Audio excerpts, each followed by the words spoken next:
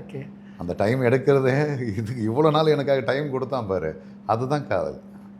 இவ்வளோ நாள் என் கூடவே இருந்தான் பாரு, என்னோடய ப்ரெசன்ஸை கொடுத்தான் பாரு, அதெல்லாம் புரிஞ்சிக்கல பார்த்தீங்களா? அதை அப்போ தான் உணர்ந்துரும். சே, வாங்கி கொடுத்த பொருட்களை விட இருந்த நாட்களும் அந்த கூடவே இருந்து நம்மளுக்காகவே வாழ்ந்த ஒவ்வொரு மெமரியும் நம்மளுக்கு காதல்ன்றதை உணர்த்திட்டு போகும். ஓகே. ஸோ அந்த மாதிரி ஒரு வார்த்தையில் காதலை புரிய வச்சிட முடியாது. ஒவ்வொருத்தருக்கும் ஒவ்வொரு விதமாக காதல் புரியும். ரொம்ப அழகாக சொல்கிறீங்க.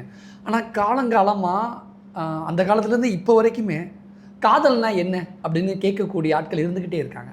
அவங்களுக்கு உங்களுடைய காதல்னா என்ன அப்படின்னு காலங்காலமாக கேட்டுட்ருக்கிற கேள்விக்கான பதிலாக சரி, அன்றைக்கி உள்ள காலகட்டத்துக்கும் இன்றைக்கி உள்ள காலகட்டத்துக்குள்ள இதெல்லாம் பிரிச்சுலாம் பார்க்க முடியாது. சரி, ஒவ்வொரு காலகட்டத்திலையும் ஒரு மனிதனாக பிறந்த ஒவ்வொருத்தருக்கும் இந்த ஏக்கங்களும் ஒரு பரிதவிப்பும் யாரோ ஒருத்தர் இருந்தால் நல்லா இருக்குமேன்றது வந்துகிட்டே இருக்கிற ஒரு விஷயந்தான். உள்ளுக்குள்ளே தோணிக்கிட்டே இருக்கும்.